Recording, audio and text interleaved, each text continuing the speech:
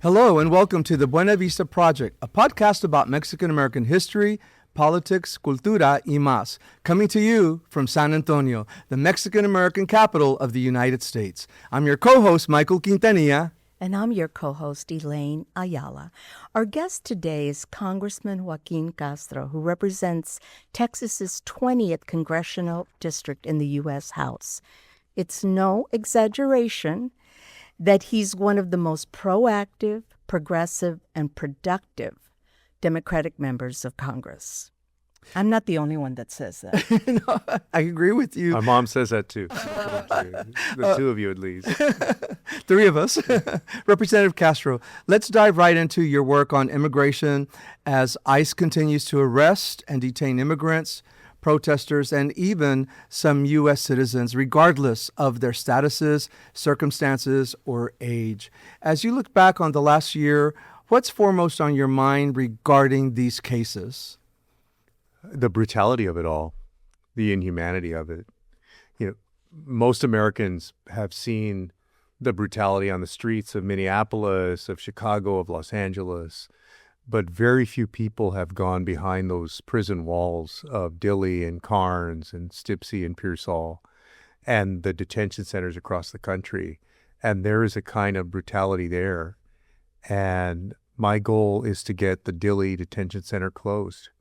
I don't think any child belongs in detention. And Dilley is unique in America because I can't think of another place where a child who has committed no crime is imprisoned. The first time I went there, the youngest person there was 2 months old, 2-month-old baby in that trailer prison. It's atrocious. Wow. Yeah. I may be wrong about this, but is ICE backing off some of its more aggressive tactics, especially since Minneapolis and the ICE killings of the two white protesters, and just since the firing of Kristi Noem? We hear mixed reports. We hear that maybe because of politics, because the elections are getting closer, because for Donald Trump and his party, the Republican Party, they're not doing well in the polls ahead of the midterms, that maybe they're pulling back on what ICE was doing, especially out in the streets in places like Minnesota. The performative stuff. Yeah, it was, we live in a very transparent world where everybody carries with them a cell phone so they can document the world around them, and then they can transmit it to millions of people and make it go viral very quickly. And I think ICE was operating in a way that didn't really account for that and how much they could damage public opinion about ICE.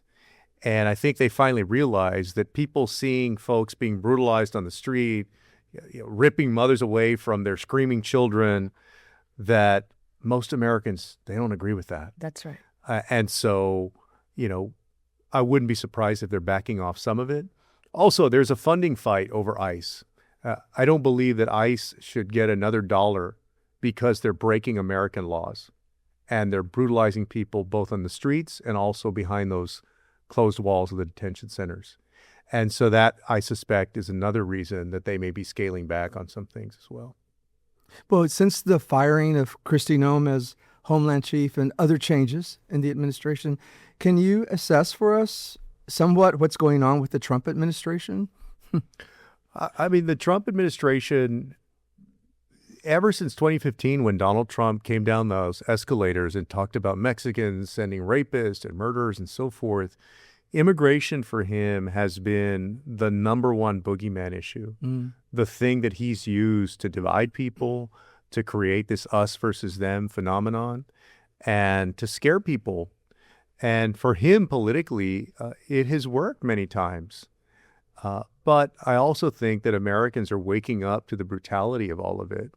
And so, as you can see from almost any opinion poll, the administration right now is in shambles The president has his lowest approval rating. What he's doing on immigration is unpopular. What he's doing on the economy is unpopular. You go to H-E-B or Walmart or wherever people shop, the prices keep going up. And the gas price. The gas prices at one point went up $1 in 3 weeks in San Antonio. Yeah. The cost of childcare, of rent, of all of these things keeps going up. And the unpopularity of war in Iran. That's right. And that's another big issue. San Antonio is known as a military city, USA.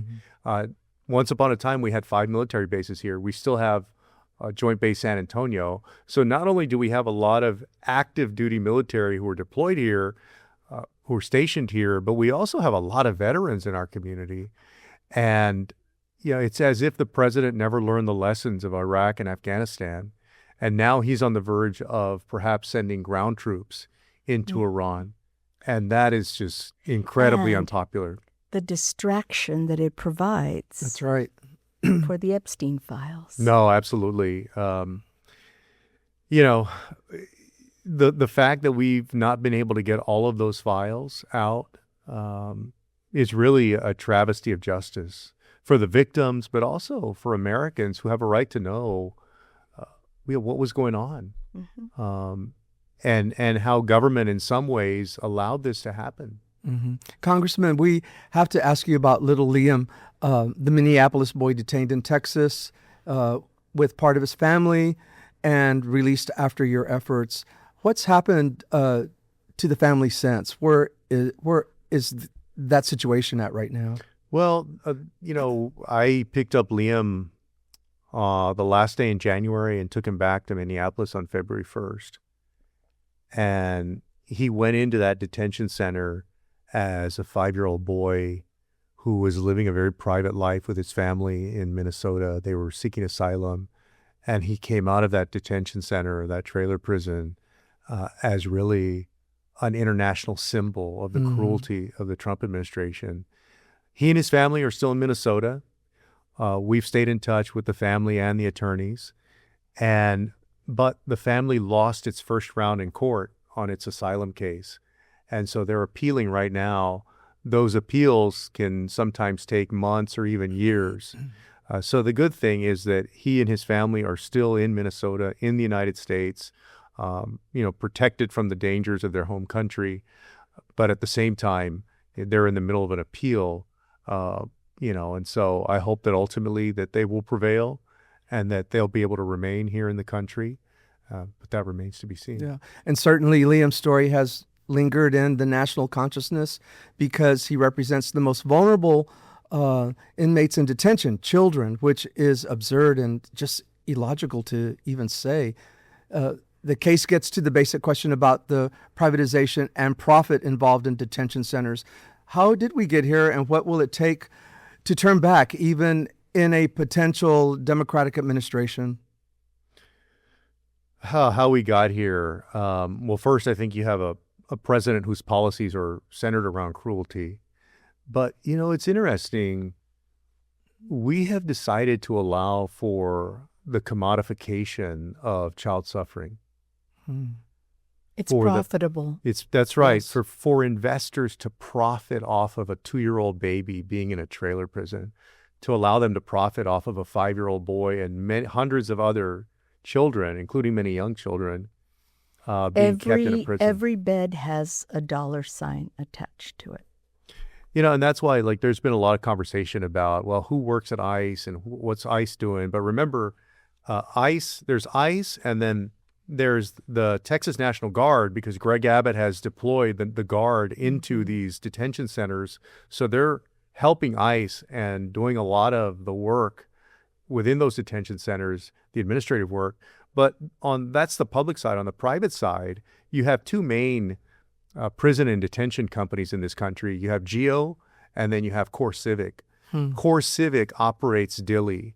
So, for example, when folks have complained sometimes about worms or other things in the food, Core Civic is the one that contracts for the food vendor. Core Civic is the one that's supposed to provide educational services and did not do that for 11 months. There was no educational services for 11 months. They're supposed to provide medical treatment, but oftentimes when kids and adults were complaining about medical issues, They were slow to see them, and sometimes they were denied medical care altogether. And so it's that Core Civic is a private company that's a multi-billion-dollar company that is in part owned by major asset managers in this country. So if you think of BlackRock, Vanguard, they have stakes in these private prison companies, including Core Civic. And they spend a lot of time in Washington lobbying members of Congress to approve Absolutely. those budgets. Okay.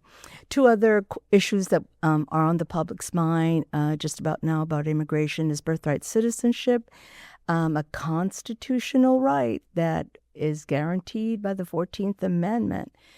And now it's going to go before the U.S. Supreme Court, which could affirm it forever, now and again, or could go the other way. I'm hopeful, and I believe at the end of the day that the Supreme Court will uphold birthright citizenship.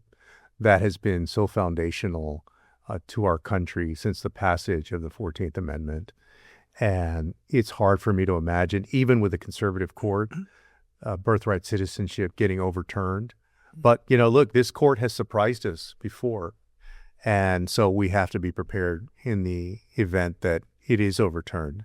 But I think it would be a shock to the system and the American way for them to overturn birthright citizenship. I'm hoping for an irregular decision from the Supreme Court when it has been maintained by all the lower courts and has been maintained in previous cases.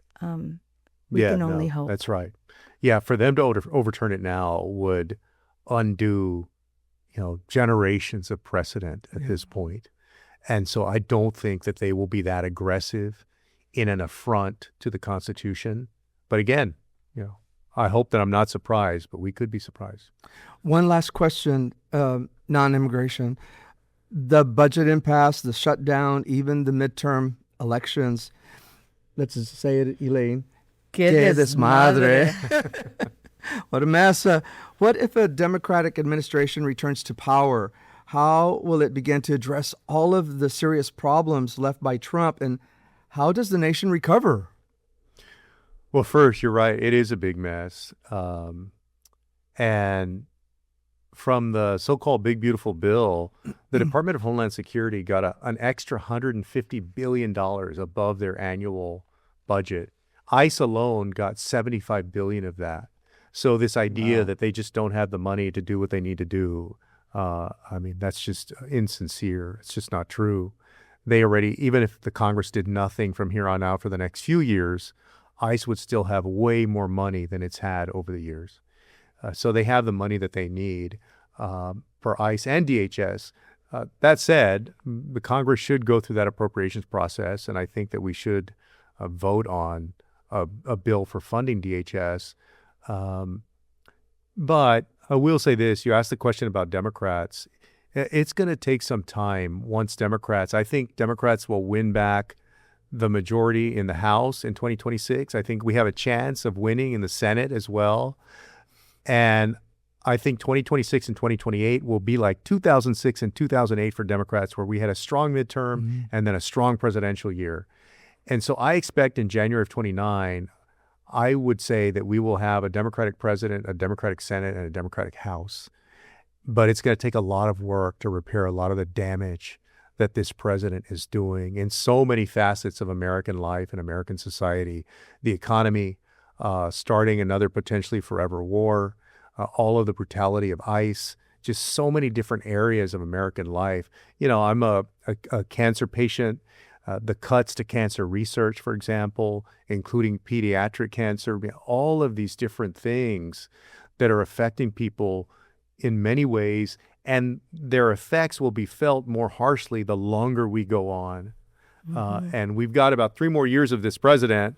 And it already seems like we've gone through 3 years. I know. Feels like we've lived a lifetime in the last 15 months. Every day is a year almost. And so I'm thinking too of the health insurance issue, where we're still encountering such problems and price hikes on our insurance. There are thousands of San Antonians that lost their insurance coverage or ended up having to get policies that don't cover as much, or they're just paying a lot more Yeah. because the subsidies were cut out. Yeah. Housing also. I mean, we're Same constantly thing, hearing yeah. about housing Yeah. issues. Childcare. I mean, the Yes. cost of childcare. My wife and I have 3 young kids. The Mhm. cost of childcare for folks is just, it's like paying for another apartment Yeah. or another house. Or another car payment. Yeah. Absolutely. Yeah. Okay. We are running out of time. So, Congressman, thank you so much for joining us today. And thank all of you for listening. And you can find the Buena Vista Project on our website, buenavistaproject.com, and on YouTube, Spotify, and Apple Music. We'll be back soon with another episode. So until then, Hasta la buena vista. baby.